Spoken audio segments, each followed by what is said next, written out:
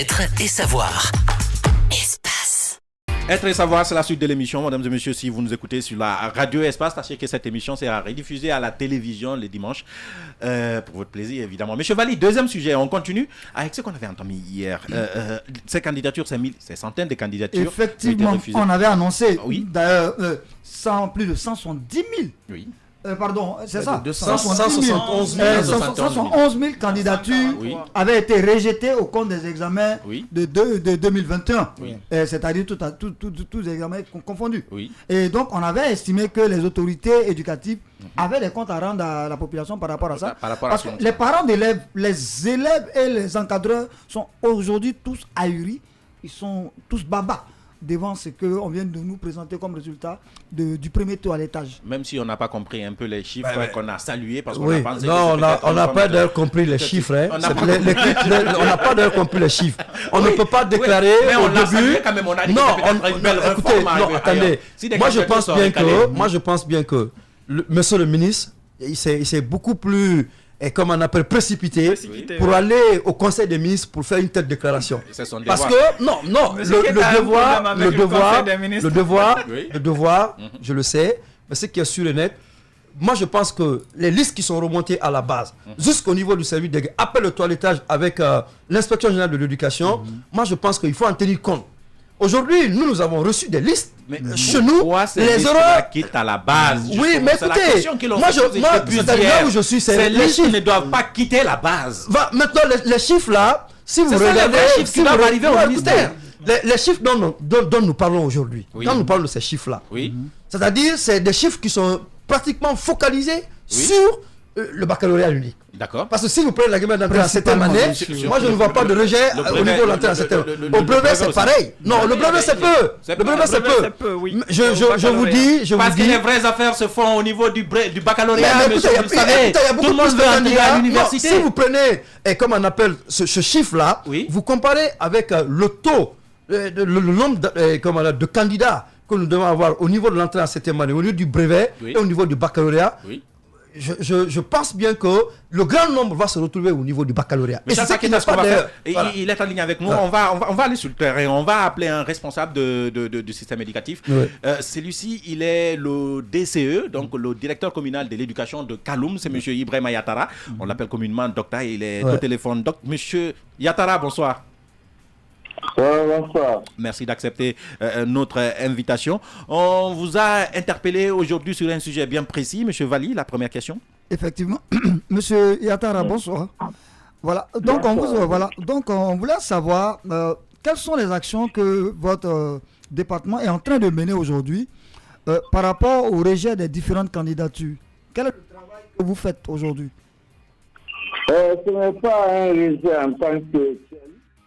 On est sur une phase de stabilisation des candidats qui respectent réellement les normes. Vous le savez comme nous, que les gens sont habitués à des pratiques qui ne peuvent pas faire qualifier notre système éducatif. C'est ce que le ministre veut essayer de clarifier, de stopper un peu l'élan là, des candidatures approchées, des gens qui veulent s'installer dans les classes supérieures sans qu'il y ait leur CE ou bien leur BEPC et qui veulent un jour à l'autre, en complicité avec les parents d'élèves et quelques responsables d'école, se présenter au baccalauréat ou au BEPC.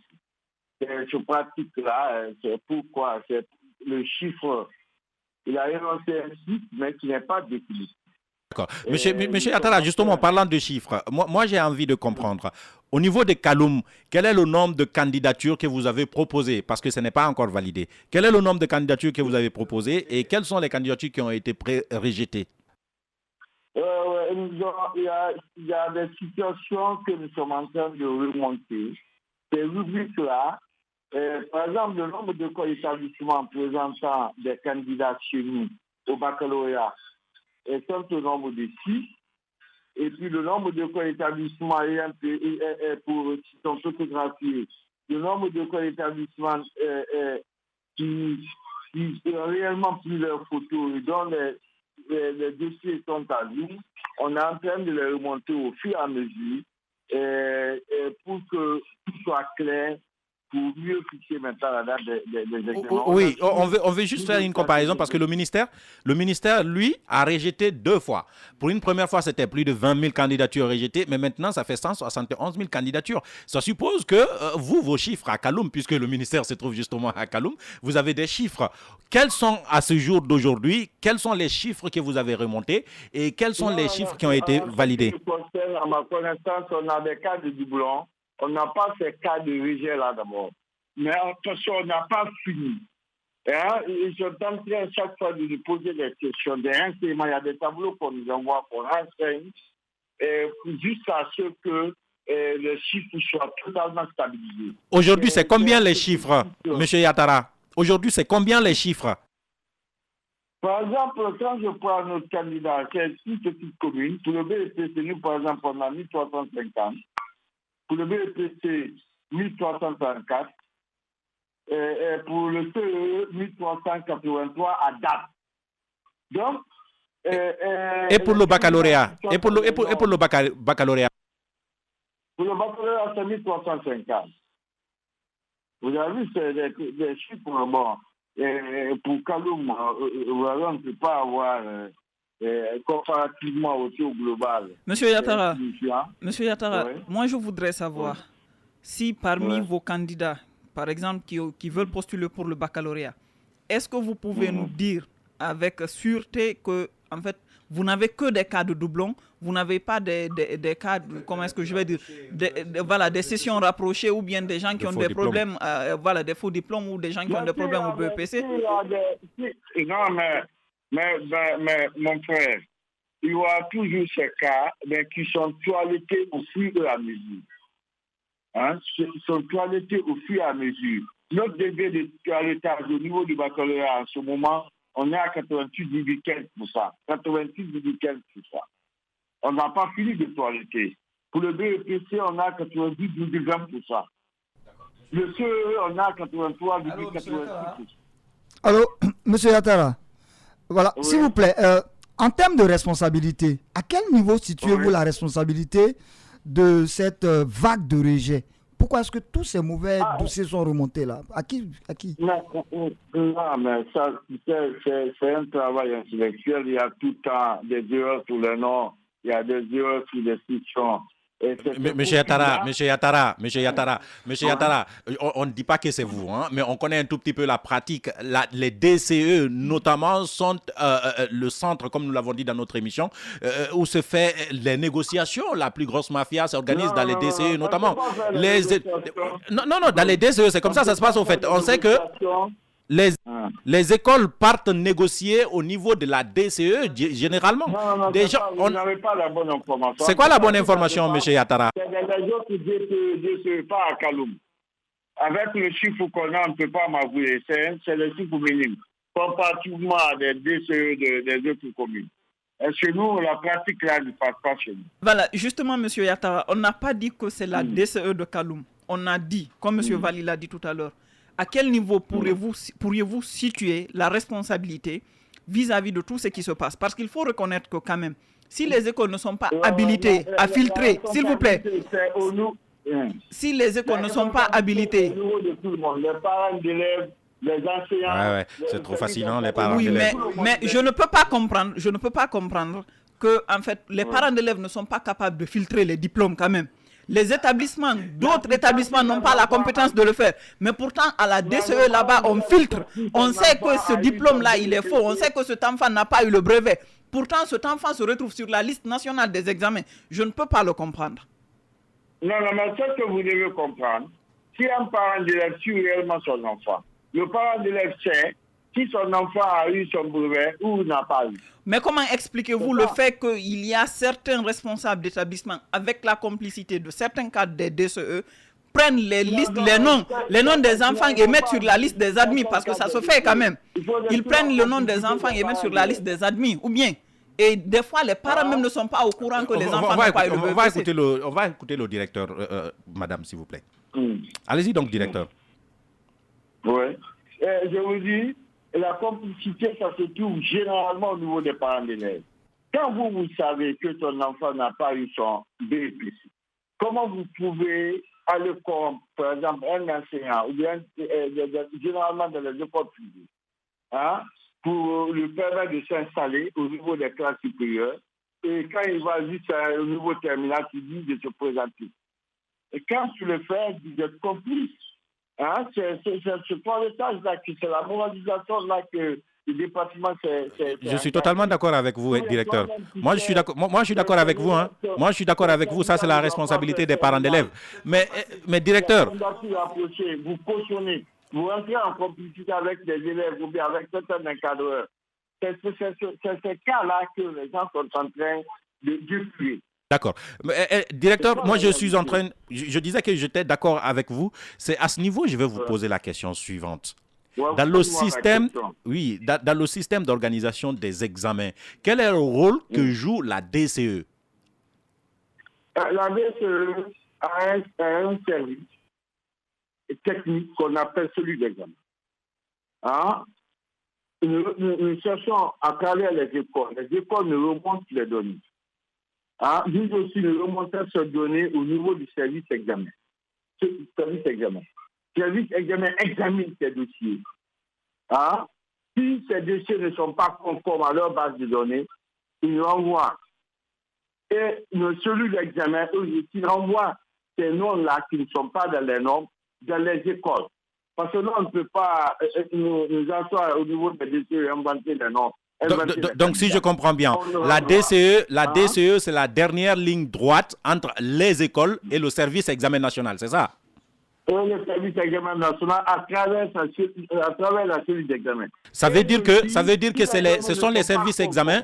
On va se comprendre, directeur. Ça veut dire que ce sont les services examens au niveau des directions communales. Au niveau des directions communales qui valident les candidatures avant de les amener au service examen. Ils ne pourront pas valider s'ils n'envoient pas, parce qu'il faut remonter les données au niveau du service examen national. C'est ça, c'est tout un processus. Donc ça veut dire que s'il y a magouille, la magouille se fait généralement au niveau de... Donc s'il y a magouille, ça se fait au niveau de service examen et non au niveau des DCE, c'est ça? Allô, directeur? Allô? Oui, je disais donc si y a magouille, c'est qu'on dénonce tout le temps. Si il y a la mafia qui s'organise, c'est sûrement au niveau du service examen national. C'est pas au niveau des DCE, c'est ça? En tout cas, chez nous, tant que ça ne marche pas, le service examen national n'acceptera pas et ils seront obligés de déclarer. Il n'y a pas de problème. On a compris ça, directeur. Vous pouvez juste nous rappeler combien de candidatures on a rejetées chez vous là-bas? Pour une première fois? Non. Chez nous, je ne pense pas. On n'a pas rejeté de candidatures pour le moment. D'accord. Nos services examens ne m'ont pas informé. D'accord. Ibrahima Yattara, docteur, il est le directeur communal de l'éducation de Kaloum. Il était avec nous dans cette émission. On va le laisser partir finalement. Vraiment. Merci beaucoup, directeur. On a écouté le directeur de Kaloum. Non, c'est pas parce que c'est facile. C'est-à-dire, quand vous ne gérez pas... J'ai été étonné d'ailleurs que M. Alpha ne pose pas de questions. Moi je n'ai pas besoin... Non, pourquoi j'ai pas besoin de lui poser des questions? C'est un monsieur avec lequel j'ai longtemps côtoyé ce monsieur. C'est un professeur de physique. Donc nous évoluons dans le même cas. Parce que vous l'avez côtoyé, non, ce n'est pas ça. Ce n'est pas monsieur. Ce n'est pas là-bas où je suis. Là où je suis, là où vous êtes. Ce n'est pas lié. C'est pas lié. Vous n'avez pas posé des questions parce que vous le connaissez. Je connais la capacité de ce monsieur. Ce que je vais vous faire comprendre. Si vous n'êtes pas dans la gestion administrative et pédagogique des établissements, ou bien au niveau de la DCE, c'est un peu difficile de comprendre. Nous subissons ce que le monsieur est en train de dire. Il a parfaitement raison. Nous subissons... pas qu'il n'a pas raison. Non, mais écoute, non, ce qu'il est en train de dire... la mafia s'organise là-bas. Non, la mafia, je n'ai pas dit que la mafia ne s'organise pas. Mais je vous dis que la plupart de ces situations qui se présentent aujourd'hui, les parents d'élèves connaissent le problème de ces enfants. Généralement, ils sont les premiers responsables. Pourquoi je dis ça? Généralement, ce sont les parents d'élèves, ils savent que l'enfant n'est pas admis officiellement. D'accord. Ce que vous dites comme ça, dire que... Non, attendez, dire que... Non, suivez-moi. Dire que les écoles vont peut-être ajouter des listes additives pour dire aux parents... Non, ceux qui le font, tant mieux. Mais ce qui est sur le net, aujourd'hui, on n'a pas besoin de se fatiguer avec ça. Si votre enfant est admis à travers la plateforme d'Orange ou bien à travers la plateforme d'Areba, vous pouvez savoir que votre enfant est admis. Je peux vous poser une question, monsieur? Attends, je vais soulever la dernière partie. C'est que cette situation-là, les parents d'élèves en première ligne sont responsables de ce qui se passe. Ils savent pertinemment que leurs enfants sont dans des situations confuses. Maintenant, je vous pose une question. Maintenant, si un responsable d'école... Je peux vous poser une question. Allez-y. Oui. En tant que directeur d'école, s'il y a un parent corrompu, prenons-le comme ça, qui sait que son enfant n'a pas été admis au brevet, mais qui veut le placer au niveau du... Il vient vous voir, M. Alpha, il dit, c'est mon enfant, j'ai envie qu'il se présente comme candidat. Vous lui demandez... Mais on demande laissez-moi finir, question. Vous lui demandez, Mm. est-ce qu'il a eu son brevet? Il vous dit non, il n'a pas de brevet, mais je suis prêt à payer quand même. Puisque vous êtes directeur d'école, je voudrais que vous me dites, vous allez faire quoi? Non, moi ça passe pas chez moi. Je parle de moi. Oui, vous parlez de vous. Voilà. Maintenant, si ça passe chez vous, non, si à qui la faute? Non, mais ça peut pas passer chez moi. Si ça passe chez vous, si ça passe chez moi, oui, c'est à qui la faute? Si ça passe chez moi, oui, à qui la faute? Non, la faute ne m'incombe pas. Pourquoi la faute ça ne vous incombe pas, ça, M. Alpha? Non. Un policier qui vole, c'est une peine. Non, tu comprends pas la chose. Je sais comment les enfants sont inscrits dans les écoles. M. Alpha, je t'explique. Non, attends, il faut qu'on l'explique ça. Non, il faudrait que dans les inscriptions des enfants dans les écoles, les enfants viennent avec des dossiers. Quand ils viennent avec des dossiers, le dossier transite par le service de la scolarité. Ça ne passe pas sur le directeur, ni sur le proviseur. Ça passe par le service de la scolarité.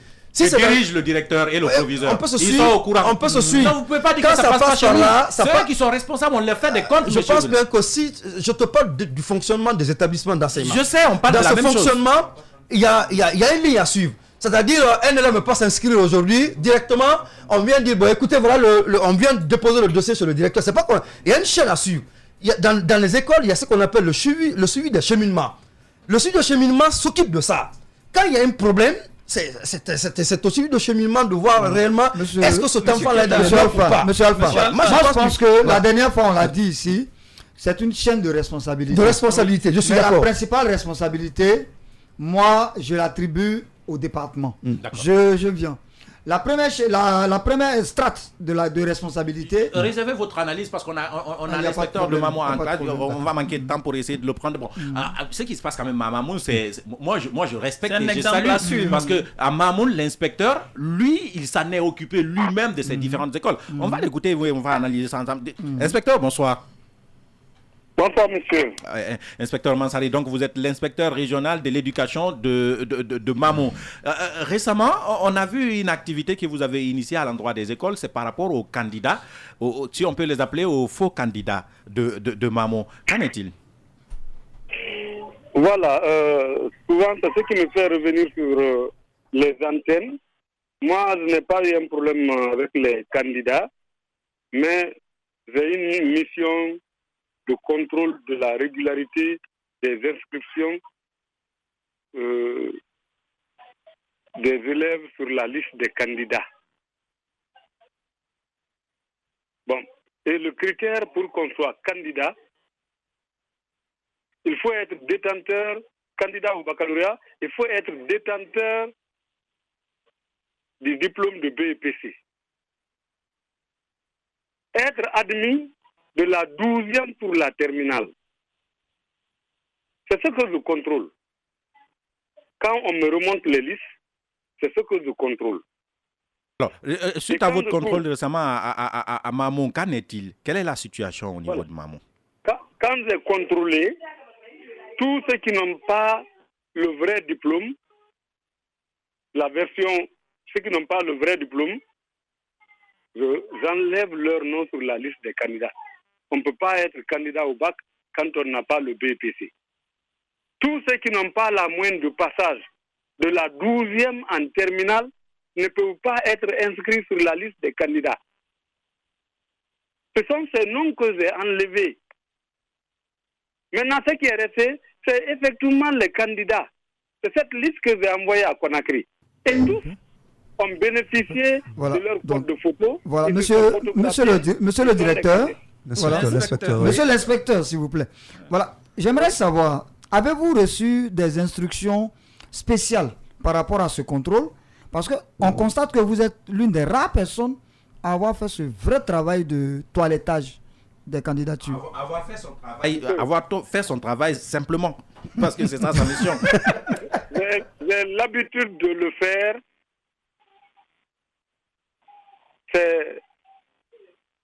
C'est notre mission.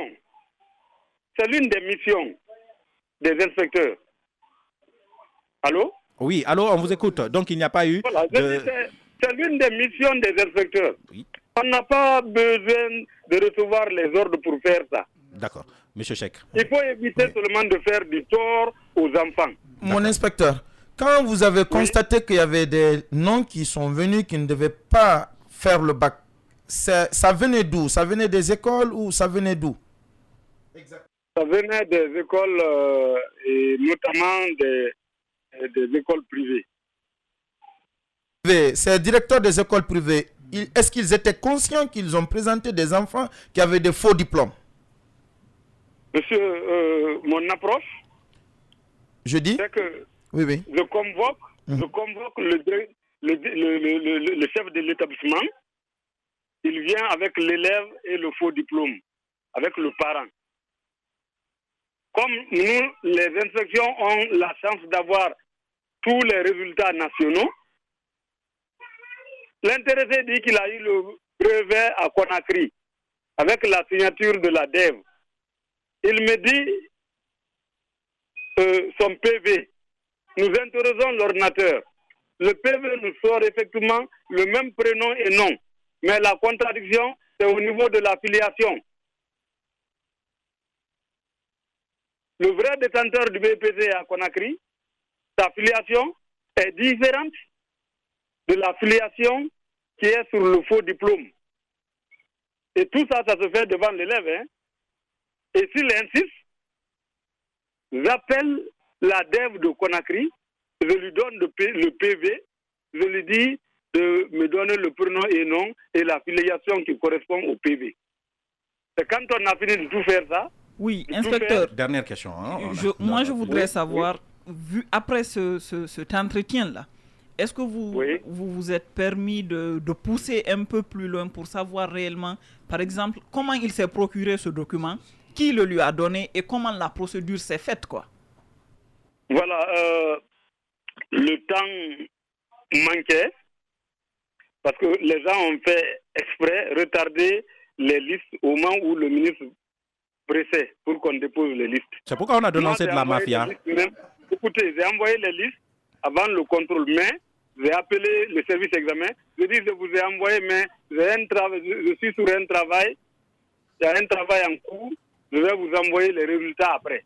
D'accord. C'est ce qui a été accepté. D'accord. C'est Elhadj Mansaré, il est l'inspecteur régional de l'éducation de Mamou. Elhadj, on manque de temps. Merci vraiment d'avoir accepté de prendre la parole dans cette émission. Et à la prochaine, nous vous disons. Merci beaucoup. Merci à vous. Les gars, on a vraiment plus le temps. On va reporter ce sujet. On va reporter ce sujet peut-être la semaine prochaine. Pourquoi ne pas appeler d'autres, peut-être qui ont fait comme lui pour essayer d'aller. Mais aujourd'hui, on a manqué de temps. Merci d'avoir accepté de débattre de ce sujet, être et savoir. C'est tout pour cette semaine. On se retrouve la semaine prochaine. Au revoir. Être et savoir.